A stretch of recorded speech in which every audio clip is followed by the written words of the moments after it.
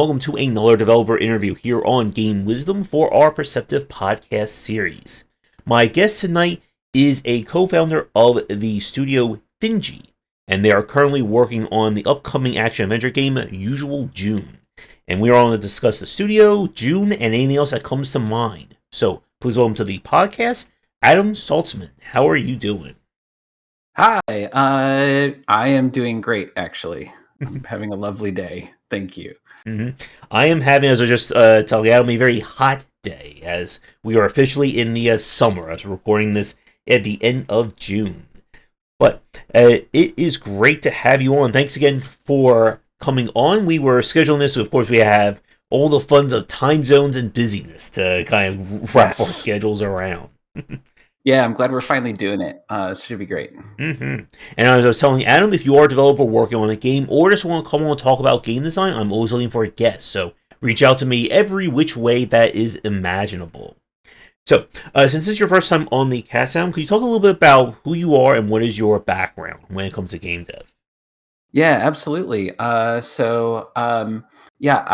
probably am either best known for being the co-founder of Finji or for designing an indie game back in 2009 called Cannibalt, which popularized the infinite runner genre. But my background generally is in programming and as a self-taught game designer. I have a lot of other interests, but that's where I end up spending a lot of my time and excitement and passion and interest and so on and so forth. I've probably designed, I don't know how many games I've designed. I do it a lot. I really enjoy it. I've been making a lot of Pico 8 games recently on the side, and that's been a lot of fun. I've made probably 13 or 14 of those since just last October. So yeah, game design's just kind of in my blood, and what I'm doing at Finji right now mostly is leading the design and production of Usual June, which is definitely the biggest thing that I have ever tried to design and lead by a good margin. And yeah, that's probably the main stuff. And with Finji as a studio, obviously you do development. You also do publishing as well? Yeah, that's exactly right. So Finji is one of these weird. We're not that weird anymore. There's a few other studios that are doing this, but we came up developing our own games and self-publishing. As the development times of our internal projects got bigger and bigger, there was less and less for the self-publishing part of our little operation to do, which is headed up by my partner and our CEO, Rebecca Saltsman. And at the same time, we were running into either friends projects or other cool indie games that, I think it's a normal thing that still happens and should happen on indie games a lot is you have maybe like a programmer and an artist, but you don't have somebody who does launch management and marketing and PR and so on and so forth. And that's what we had kind of cut our teeth on, self-publishing our own games. So similar to maybe 11-bit or Kitfox or a few other studios, we sort of added publishing other people's work to our own self-published work. And so games that we've published that folks might have heard of might be like Tunic or Chicory, A Colorful Tale, I Was a Teenage Exocolonist, Night in the Woods, Wilmot's Warehouse, and most recently Wilmot Works It Out, and our own internally developed sort of survival strategy game Overland, loads of things. And I think we have a really good time kind of doing both activities. It's really fun to help other people's games get out the door and find their audience and support those developers. I also obviously love making our own games. So yeah, currently it's just do a little bit of both. And I would love to talk a little bit of tuning and just try to ask some, or see if they can explain to me about some of those puzzle solutions, because I got horribly stuck in that one. But it's great about hearing about having a very wide catalog of indie games, and I think that's an interesting question I want to ask you, because as you said, you've been making indie games since 2009 with Cannibalt, and so much of the indie space, I think indie studios has really changed over the past decade, especially the last decade, with how it really came into its own. And I guess like as someone who kind of got started like right at like the heyday to where we're at now, like how has it been like for you and the people you work with in terms of doing indie development?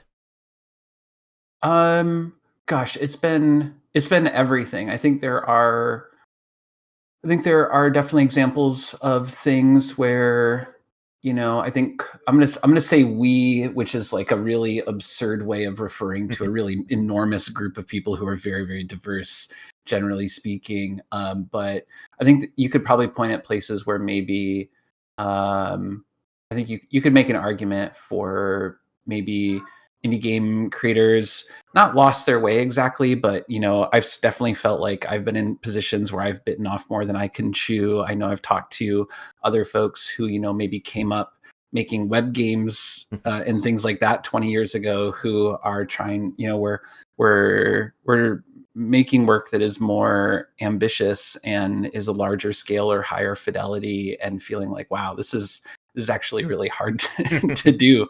This is really tricky. But then also I feel like, it, I'm one of those weirdos who feel like we've barely tapped what we can or should be doing as game developers. I feel like most of the important games haven't been made. And so for me, there's also an element of, in 20 years, we've seen the rise of, and this is a dramatic way to put it, but like the rise of Zachtronics games, and we've seen Untitled Goose Game, and we've seen Minecraft, and we've seen really, I feel like, elemental, fundamental things, uh, emerge over that time, which I think have been really marvelous for the art form. Even, more things that, I end up thinking about a lot, like Kentucky Route Zero, for example, is Mhm. this beautiful indie game that really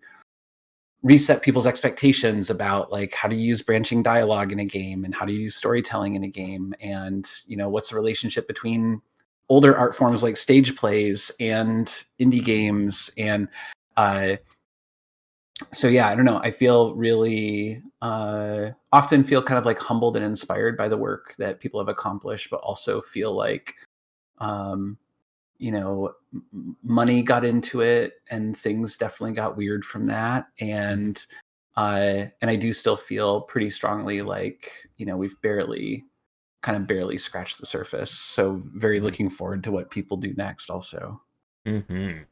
And you mentioned the studios like Kid Fox, and like we really have seen like I think a big like shift in like any development from like 2010s to where we're at today is like a lot of studios are now taking like I think more chances on larger projects. And again, like Mhm. with your studio with Usual Doom, I think being a really good example of that. And Yeah. it really does seem like I think like that there's like that particular like hard period like 2013, 2017, where the race of the bomb was just really killing a lot of like smaller indie devs where you were expecting no more than maybe $5 as like the peak of how much you could sell an indie game for, and now we're looking at maybe it's like $20 to $25 is now considered like the norm, and we're even seeing indie developers going like 30, 35, even $40 in a lot of cases. That it has really opened things up to get more like interesting and more experimental games. Um, One developer I follow a lot is Xavier Nelson from Strange Scaffolds. Talked a lot about sustainability in the game industry. We saw Mm. Inner Sloth having like doing their own kind of publishing with Outer Sloth. So it has been, I think, really great to see like developers like reaching out and again like supporting everyone. That's been one of the best things I tell a lot of people about indie dev is that it really is kind of like a band of brothers and sisters of everyone trying to lift everyone up.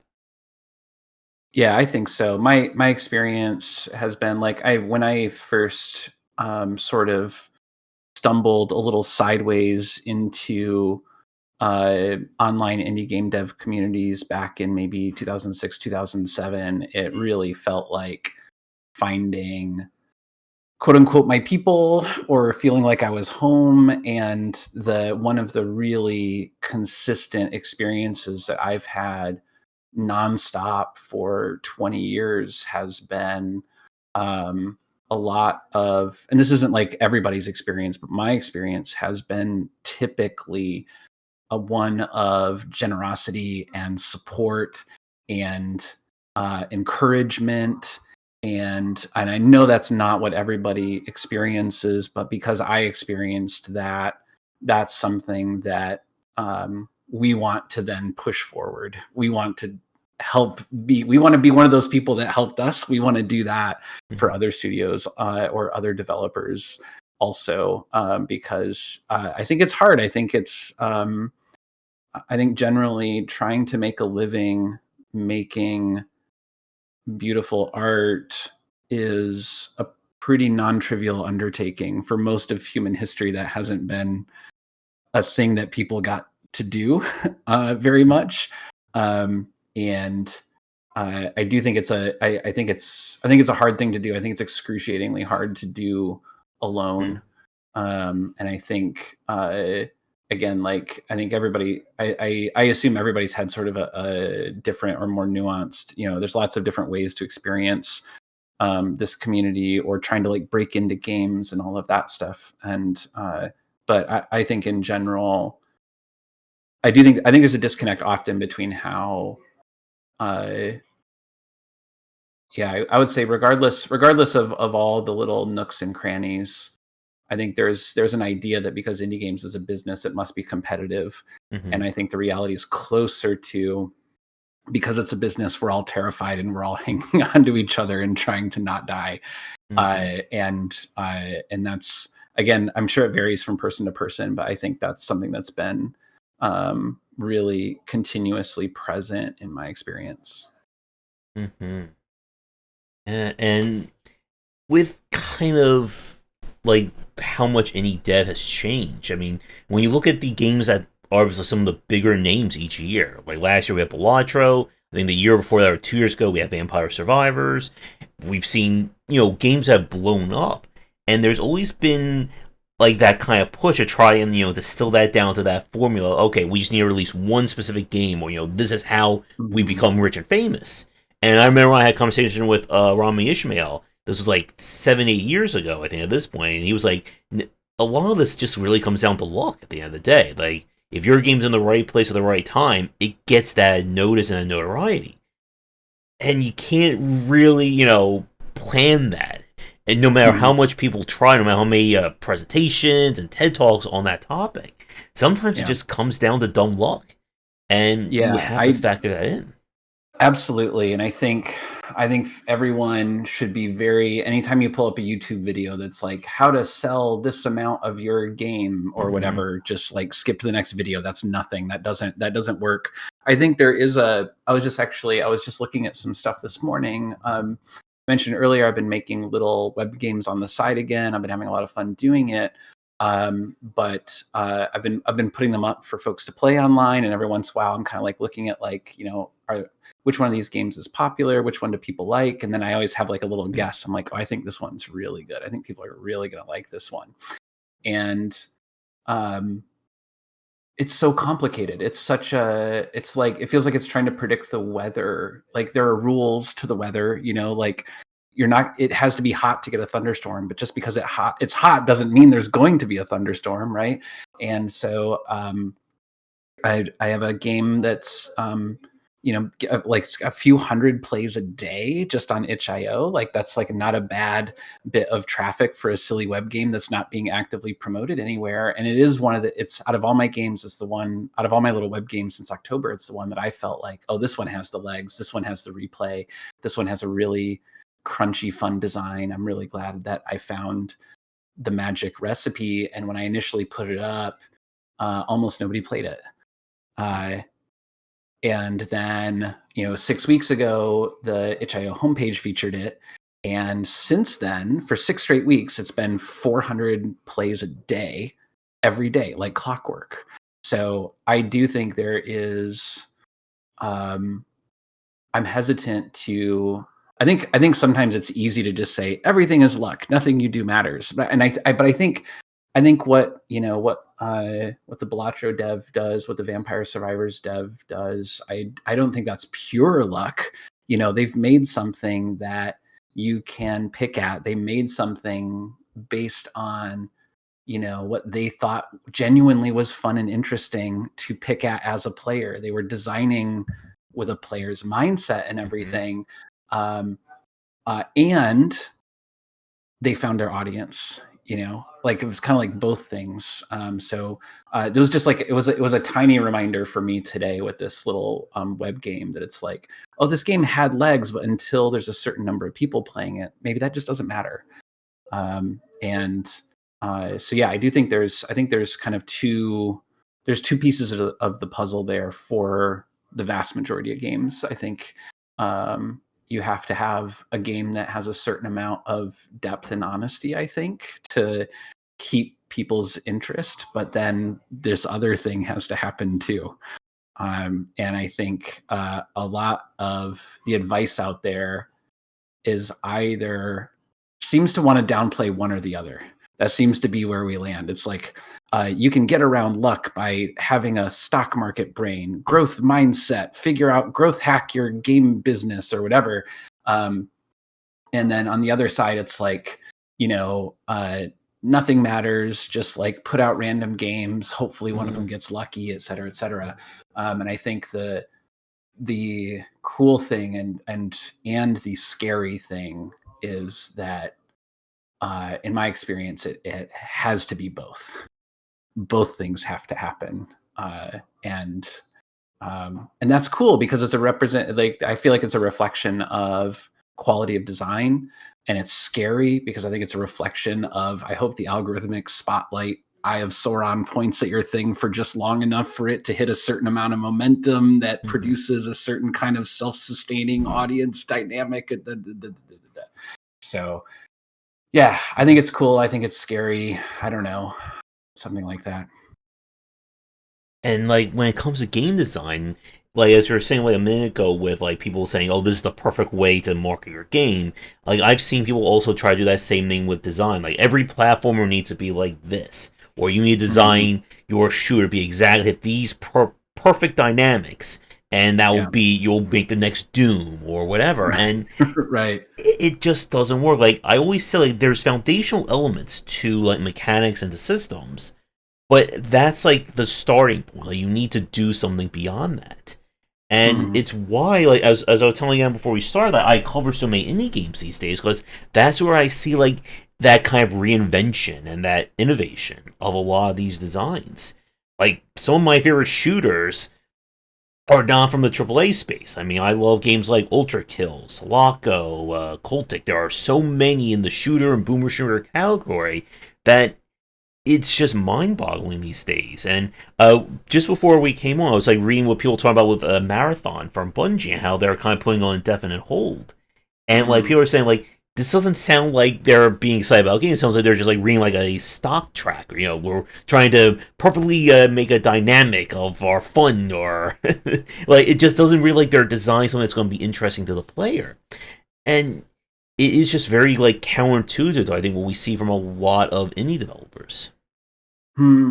Yeah, I think it's hard because like like I think it's been like a conventional wisdom in especially the indie game design community about the smaller you are, the more risks you can take. The bigger you are, the fewer risks you can take. The budgets are higher, the pressure's on, you have to appease investors, et cetera, et cetera, et cetera. And I think the project of the project of making a marathon is not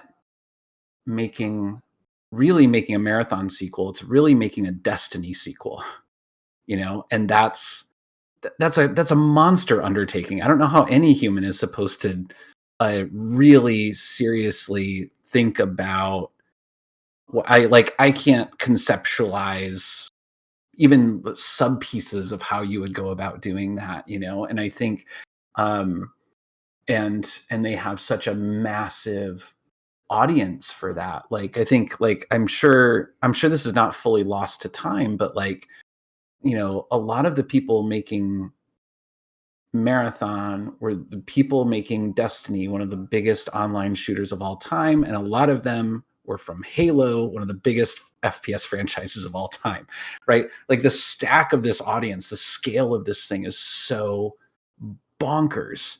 And on the other hand, you have like, maybe like 3 dudes in the Czech Republic who are like, what I really love is rocket launchers. Let's make a whole game where the only thing is rocket launchers.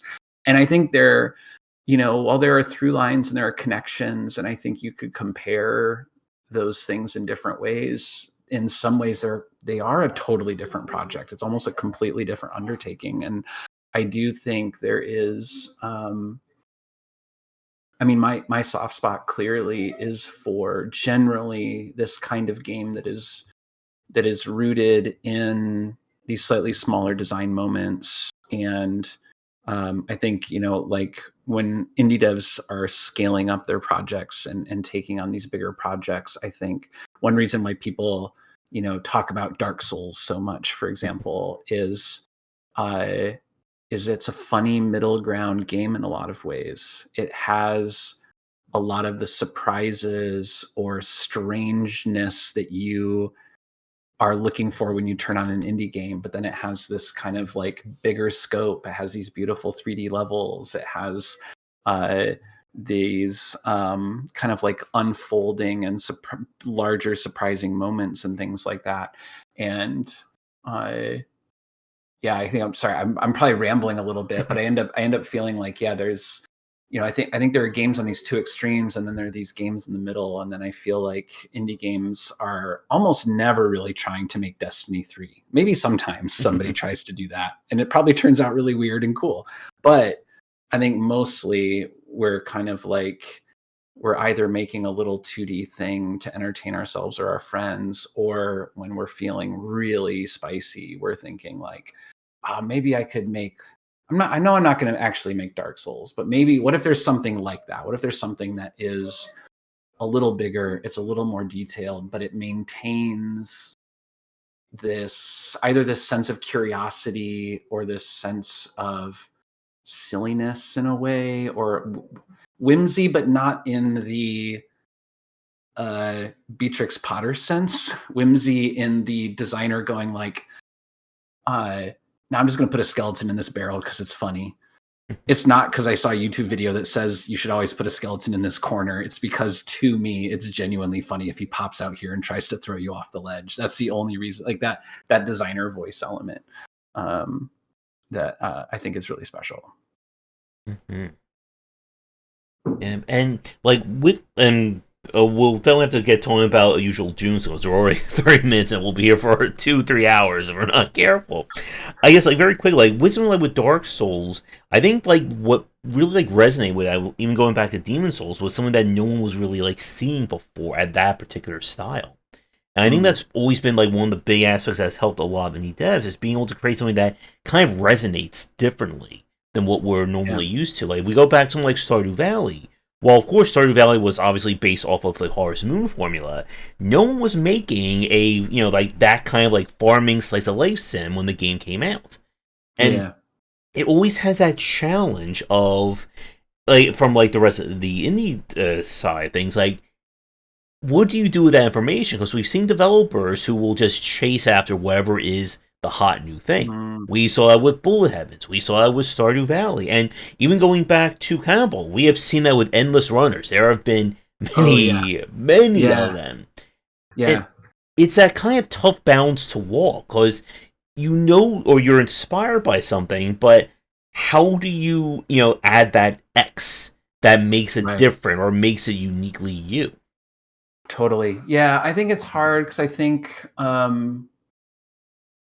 because I think it varies often. I always want to make sure that I'm also like, whenever I'm talking about this stuff, I always hope the audience knows like that the wants and needs of what I would consider to be like commercial game design or mainstream game design are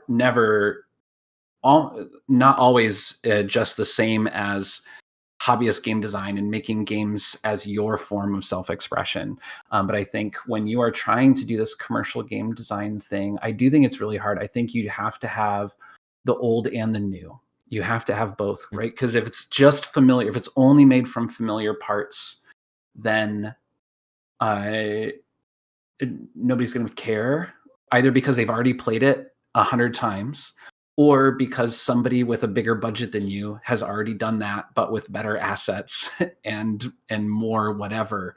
So like novelty, innovation, whether that is coming through the writing or the kind of storytelling that you want to do, or the art style that you've picked, or the game systems being new, or some mix of all of those things. I think you have to have that, because you can, otherwise there's no going toe to toe with, you know, I don't know, Squaresoft or whoever, right? Like you're not gonna make a better game. You're not gonna make a better Assassin's Creed than Ubisoft. That's simply not going to happen, unless you also have $70 million and 900 people, right? And you've made 17 of them already. So you do, but I think when you're making commercial games, if you don't have something old and familiar to give people a handhold when they go in, that people just generally get lost and scared. And sometimes it's something really, really basic. Like a lot of Minecraft was something that most of the world had not really seen before, but at least it was like an FPS, right? WASD, point and click, and it's not really a gun this time. It's this other weird thing that you're doing. But like point and click on thing until it goes away is the old part, and then the rest of it can be new. And I think, even Balatro, you have this, legacy of just basic desktop poker and solitaire apps. And that's your old. And then the new is, what if it was the most deranged Vampire Survivors-esque version of push your luck poker stuff that had ever been conceived to date? I think it's really both of those things. And then after that, I feel like as soon as you embrace that, or have to just deal with the fact that generally is a dynamic that you'll see out there, you pretty much get right back to, but there's also this weird thing of luck. So you can make a certain number of games in the Slay the Spire kind of mode, and then you kind of can't anymore. You can make a certain number of games can be structured like Dead Cells, and then suddenly they can't anymore. And I think there's probably 700,000 YouTube videos all saying exactly how that works, because they looked at some Steam stats and they made a graph or something. But I think we always end up thinking about is, if you're thinking like, oh, we've got 6 months to take advantage of this hot new trend, then you're already in trouble, because the number of things that can happen that can cause your game to get delayed and not come out in that 6-month window are so numerous and so scary and so omnipresent that that those things just feel like risks. And so, when we're doing our work, for example, we're usually coming back not to like, even when Tunic was in development for 7 years, and we were just the publishers on that project, but Tunic had been in development for quite a long time when Breath of the Wild came out, and we were like, oh, there's a new Zelda experience that's actually really, really good.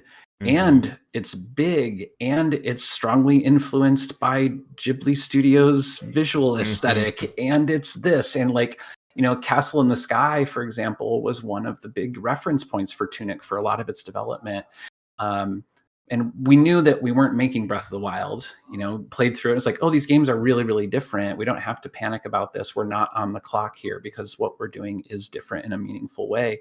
But we still had to kind of be aware. And then Death's Door came out, and we're like, oh, wow, that's right in this space. But we knew that, Tunic was not a game that depended on, oh, the timing has to be just right, or we have to take advantage of this little window of thing. It was just like, we know these ingredients are special, and we're going to be aware of our surroundings. But we felt like it was a marketing challenge, not a design challenge. It's like, I think Elden Ring came out like 2 weeks before Tunic came out, or 2 weeks after Tunic came out or something. And we are like, Bloodborne was one of the biggest inspirations for Tunic. What are we doing? Like the designer that probably influenced the design of Tunic more than anyone else, their newest masterpiece just came out. What do we do about that?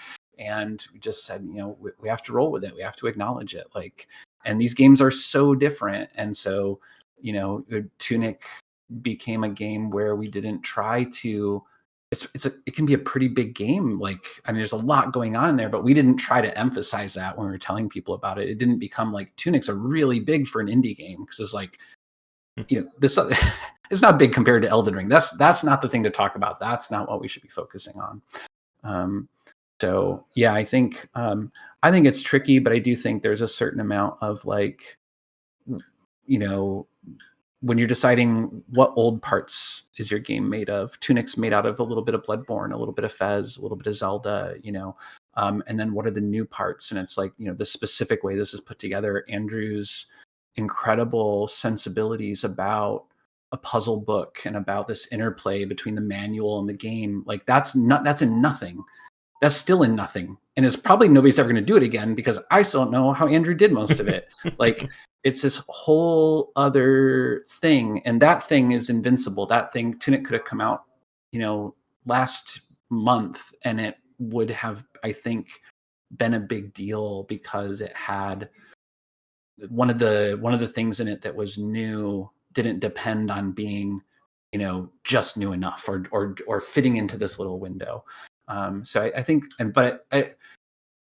those are retrospective observations. And I think that's like the last thing that I would want is like, that becomes, you can imagine this becoming a YouTube video of like, make sure that you choose a timeless design conceit as the new ingredient in your game formula.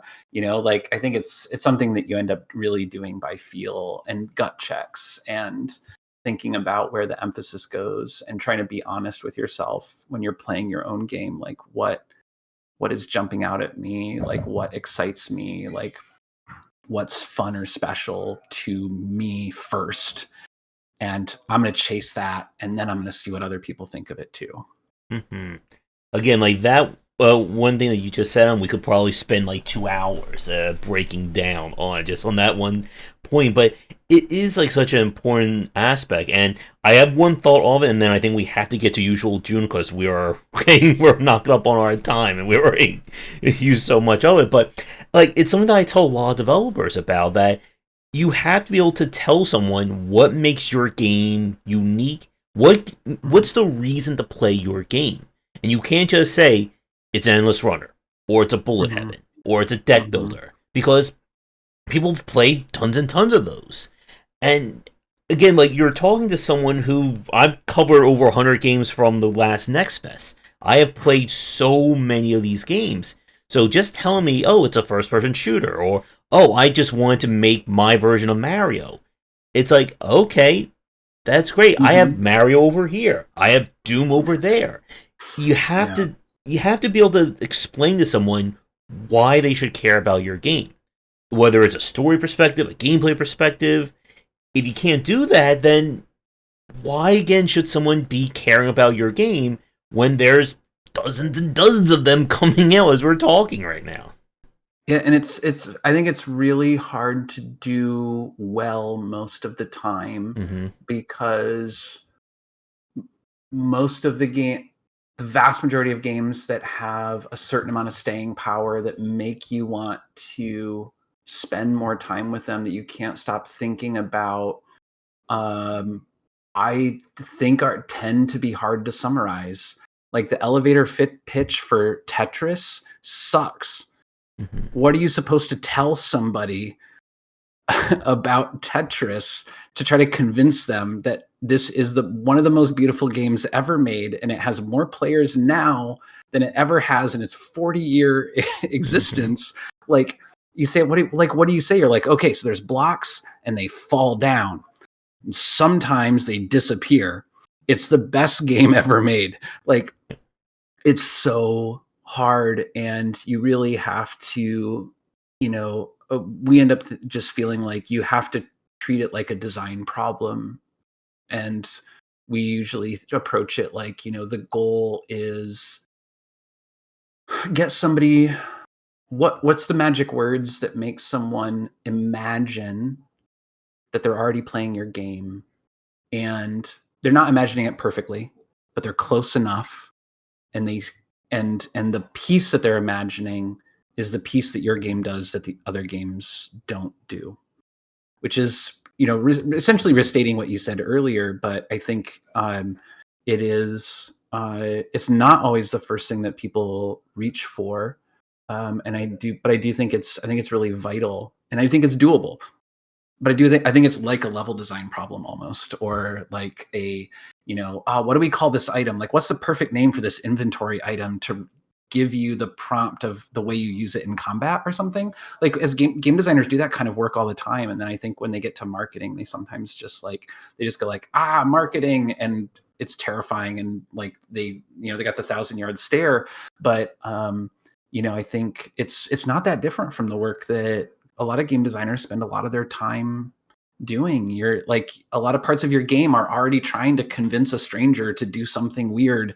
But yeah, I think, even if you have to like make sure people know what genre roughly you're talking about, you really do want to hit them with, something that will intrigue them, something that will pique their curiosity, hopefully. Like, our favorite, the goal, the thing that we're always shooting for is, what do you say to someone that makes them go, wait, what?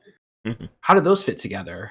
Wait, what happens if you do because that's the feeling that we often want them to have when they're playing the game. We want them to be curious. We want them to be intrigued. We want them to want to know more. And so sometimes the best elevator pitch, I think it does end up being weird, because you want it to be deeply true to your game, but you want to be picking one of the things that's true about your game that makes people go, wait, what? How does that work? And that then I think, like, the battle's not over at that point, but you can participate then, and I think that's hard. I think it's hard to just throw your stuff out into public and be like, hey, strangers I've never met, spend a bunch of your life doing this made up activity that I cooked up for no reason. Like, that's a weird request. We have a weird job. But I do think you can treat it like a design problem, and I think you can, but you have to have that, you want to have an outcome the same way that you want this item to be easy to use, or this item to be hard to use, or this level to be extra hard, or this level to be easier. You want to have a sense of, the way I talk about my game, I want a specific outcome. I want to get a specific result from this. And it's not actually that they go buy my game right away. That's 3, 4, 5 steps down. What I really want is, and you're not even going to be the one who gets to tell people about the game. Nobody found out about Balatro by listening to the developer. Everybody found out about Balatro because their friends sent them a screenshot that was like, I got a score that was so high it did the calculator thing when you press the button too many times on the calculator. This game is crazy. You have to try it. Right? And that's such a game design problem. That's barely even a marketing thing. And yeah, I don't know. It's tricky, but I think it's worth trying. You have to try as a developer. Again, it's in this domain of commercial game making. You want strangers to want to know, what the heck have you done? Yep. And yeah, again, just some really great points there, Adam. And if you're free in the future and when we have more time to spare, I'd love to chat with you more about kind of, indie dev and game dev along these lines. Awesome. Yeah, that'd be great. But let's get to talking about Usual June, because I think that will definitely, at the rate we're going, that will definitely take us to our time for today. Absolutely. So, for people who have not heard of the game, what is kind of the elevator pitch for it? Yeah. So Usual June is action adventure game about some college kids in a Midwest kind of college town who have stumbled into a pretty deep kind of paranormal mystery and more or less have to fight their way out of it. And it all takes place kind of in the middle of summer. Most people have gone home. Campus is kind of emptied out, and uh, the equivalent of the Scooby Gang is has found themselves in the middle of something that they can't handle at first, and they have to figure out as they go. And so it's got this big storytelling component that takes place in these gorgeous 3D levels with these wonderful 3D characters and big emphasis on wonderful dialogue. And then those are segueing and stitched nicely into these combat sequences that are very inspired by Platinum is the action game designer that I admire the most, I think. And so really fluid, really responsive, really fun, full 3D melee combat sequences. And let's see. Yeah, that's the main stuff. So yeah, boss fights, whacking monsters with things and mysteries and maybe a little bit of romance and all that good stuff. And with kind of like development of Usual June, like what kind of like inspired like you and the team to work on it? That's a great question. There's a bunch of things. I think if I was going to like point at one kind of action adventure game, I would probably point at Remedy. So stuff like Control, where for me that's like a very like have your cake and eat it too kind of game structure. You can have this really cool level design.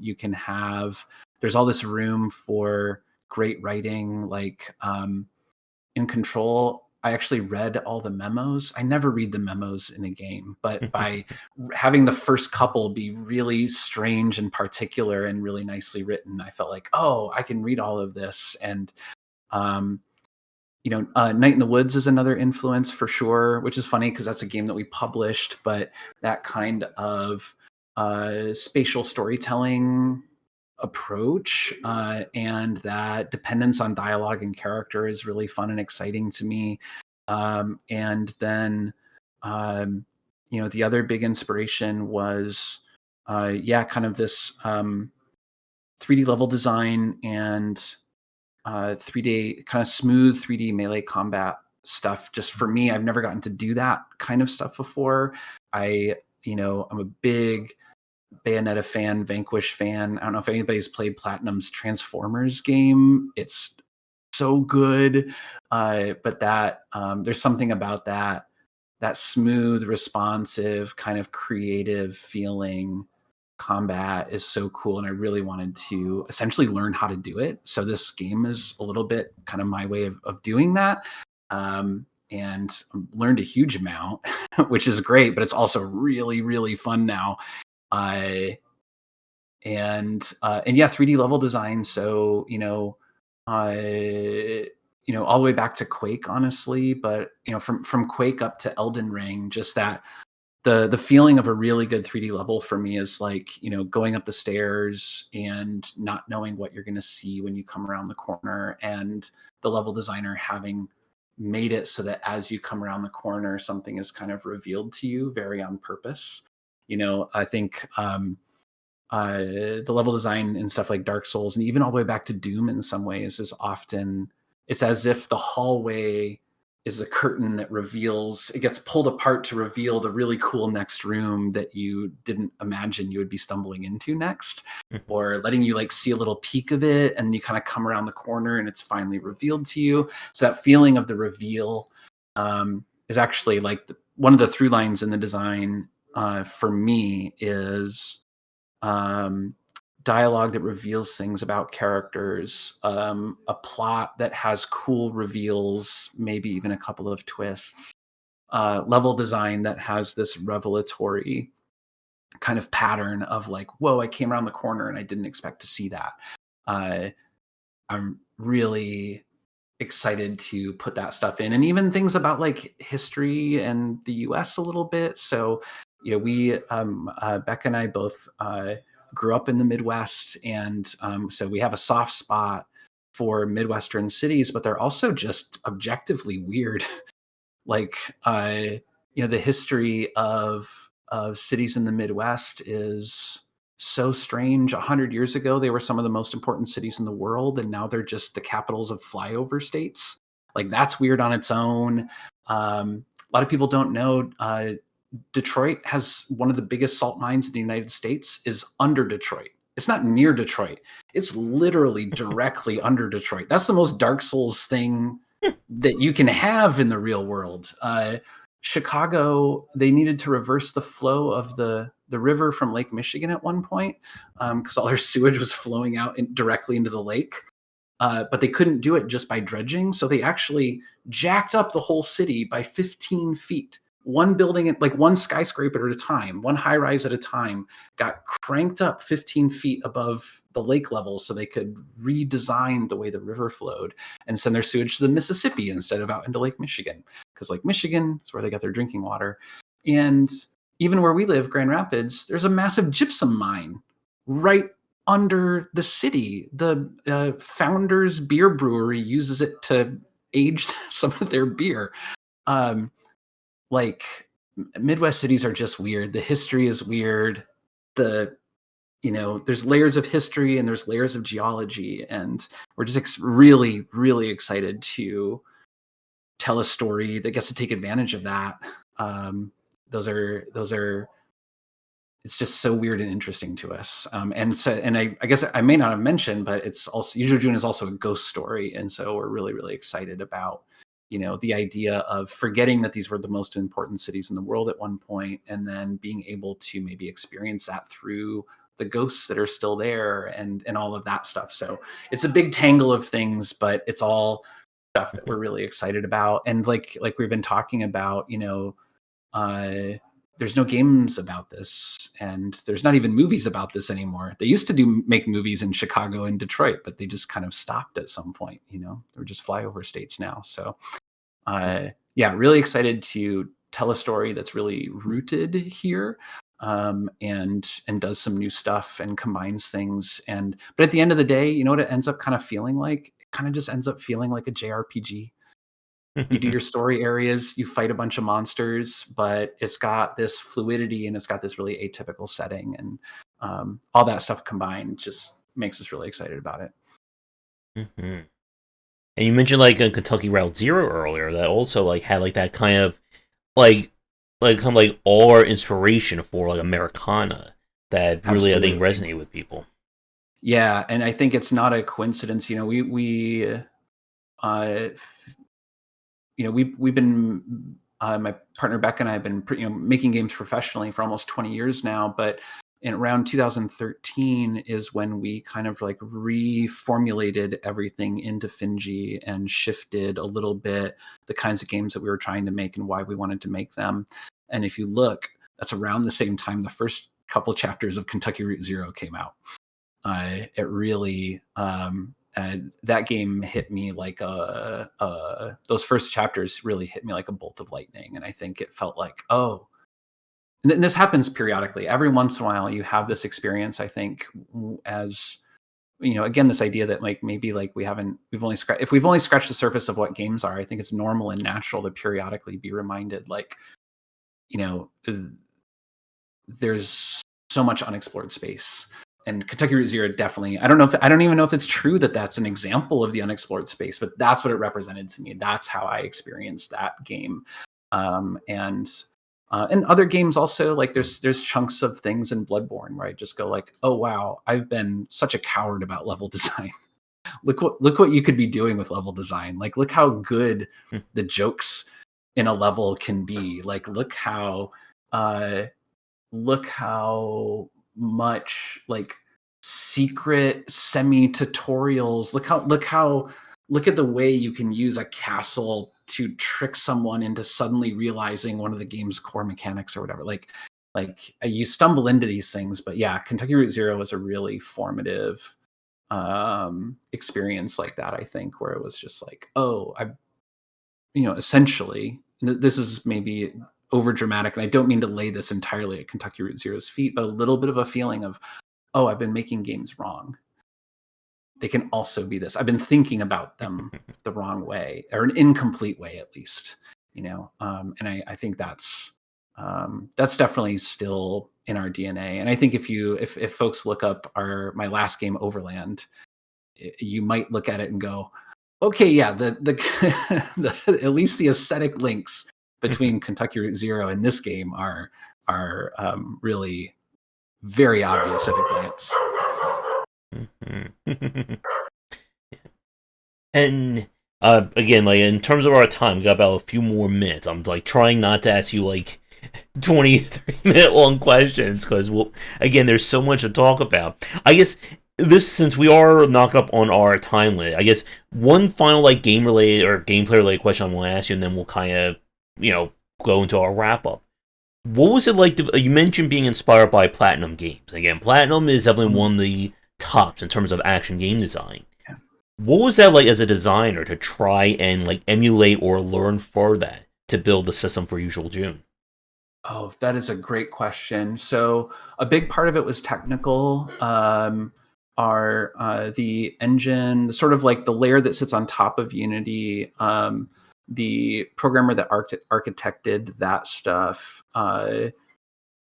had been researching how Platinum implemented a game like that. How do you even start doing that kind of thing?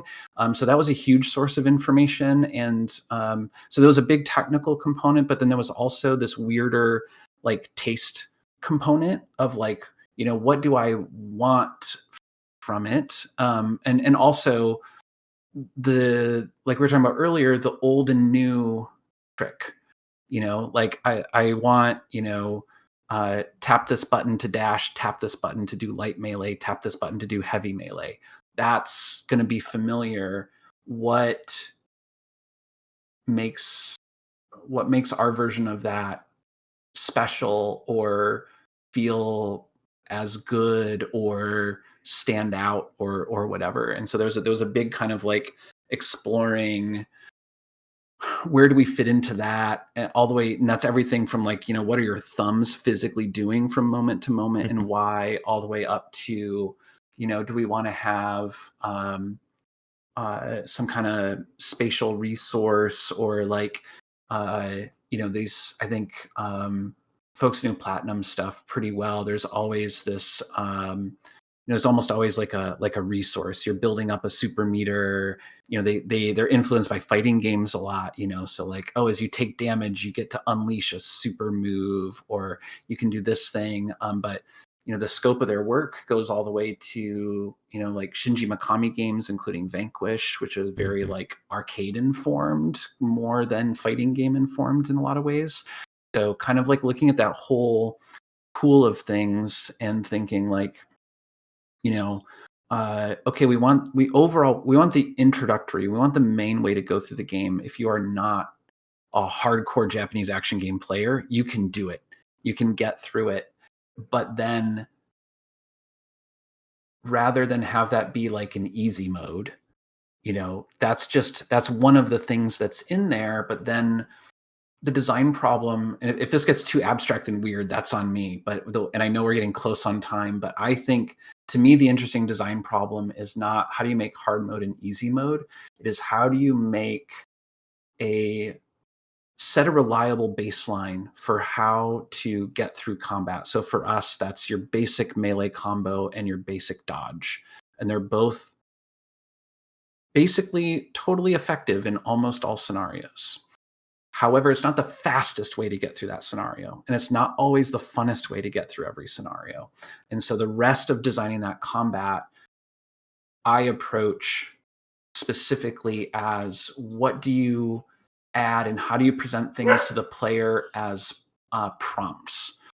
Prompt is kind of like this is my crutch as a designer. But rather than think of it like constraints, or rather than think of it as, tutorials or something like that, I love to explore this space with prompts. So when you get a new weapon, I want to engage with that and present that to the player as a prompt. What if you use this weapon instead of your reliable mainstay weapon? What would happen? It's going to have some different properties. Those properties are really good in some scenarios. They're really risky in other scenarios. And it changes up that formula. Here's another weird new weapon. Here's a throwable item that has a weird effect. And at no point am I saying, the thing I never want the game design to do is say, this kind of bad guy must be attacked by this item at this time or else, right? Because you're taking away from the player choice, expression, agency, preferences, surprises, all of that stuff. But I think you can still orient that design really intentionally, firmly, strongly around, what if you used the really big heavy weapon against this guy? What if you switch to a really lightweight weapon here? Like, what would happen? And that becomes then a design challenge and a design practice about feedback, about, you want it to be very, very clear, like, oh, this weapon is having a really big kind of effect with this big trade-off. This weapon does this other thing. And because I like the feeling that I love as a player is never when the game goes like, you must use sniper rifle against tank type B or whatever. It's some feeling of discovery, some sense of going like, oh, what if I equip this thing but snuck up behind this guy instead? And what would happen? And trying that and seeing what happens. That's what's really, really fun about a lot of action games for me. And so I think we've ended up taking this kind of action game approach that's like, if all you ever did in the whole game was dodge and mash light melee, you can probably win every fight.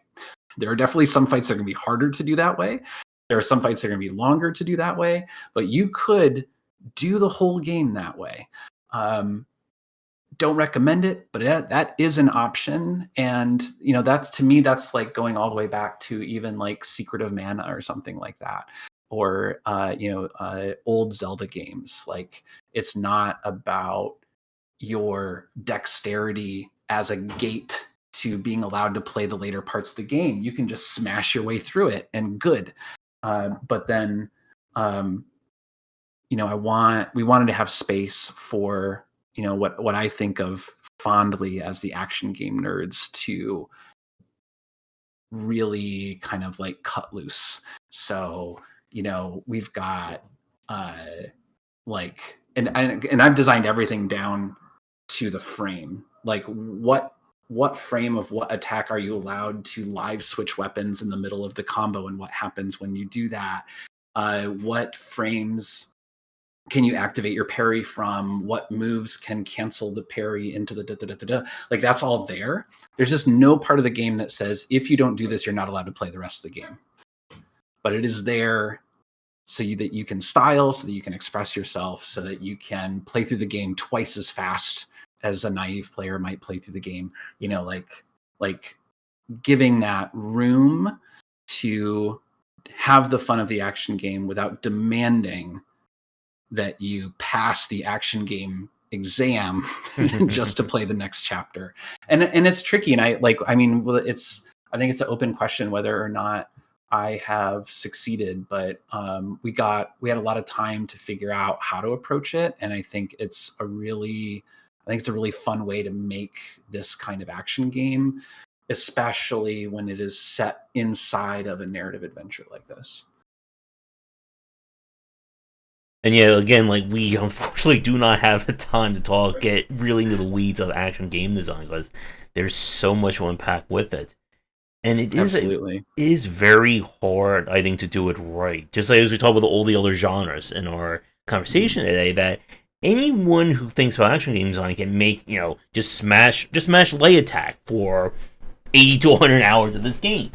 But if it doesn't feel like interesting to fight, and again, like we talk about like Dark Souls, even Souls-like genre, with going in that particular direction of action design, And Platinum is its own way. That Yeah. if you can't make that stand out, you can't make it interesting to do, they're not going to really stick around. It's that challenge again when you tie also like a narrative side. And again, like I hate to say this because we'll be here for another hour, but it's that balance of if someone's playing your game for the action and they're getting bored by the story, they're going to stop. Conversely, if they're here for the story, but they're getting completely run into a wall with your action, they'll get frustrated and stop. Yeah. Yeah, and I think for us, the solution and the thing that we've seen work in other games that we've put out, like Chicory has these action elements and these boss fights and this deep narrative element, and we had this formative experience taking Night in the Woods to trade shows and having the real gamers would come by the booth and they'd be like, "Oh, it's one of these reading games," and we're like, "No, just try it, just check it out," and 30 seconds and they're laughing at the jokes and they're having a great time. So I think one of the things that this is a big ask, it's a big lift, but genuinely one of the things we're setting out to do is say, story in games is not supposed to be something that you skip through to get to the next good part. And action sequences are not supposed to be something that you have to zone out and or skip through to get to the next good story part. Like these can be done approachably. These can be done. These can be invitations to engage in a genuinely just delightful activity, and we love both of these activities. And going all the way back to these kind of like action JRPGs like Secret of Mana, like that's they go together. It's peanut butter and jelly, and so that's the thing that I think we are. And again, like I think Control is a great reference point for me also. Like I never, like when a story part starts, I'm like, oh good, more weird story. And then there's like a weird psychic abilities battle in a nuclear reactor or something. And I'm like, great, I love this too. So yeah, we'll see if we get away with it. But that's the dream, I think.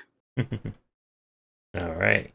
And since we are a little bit beyond our time, we'll wrap things up here. But like I said, Adam, if you're free in the coming weeks or, closer to when Usual June is coming out, we can always have you back on and chat more about it. Oh, that'd be awesome. So thank you. Yeah, no problem. So to wrap things up, for people listening to us, Usual June is obviously on Steam. Are you planning to release it on any other platforms? We haven't announced any other platforms at this time, but if folks are following us on Blue Sky or are on our Discord or whatever, I can assure you that as soon as we have anything like that to announce, we will be so obnoxious about making sure that everybody finds out. We're really good at that part. All right. And for people listening to us who are interested in the game, you do have a demo currently up for it on Steam. Is that right? That's exactly right. Yep. Yeah, and it's a pretty decent sized demo. I think a lot of people are in there, pretty easily 30-40 minutes. There's a bunch of story section, there's a bunch of combat stuff in there.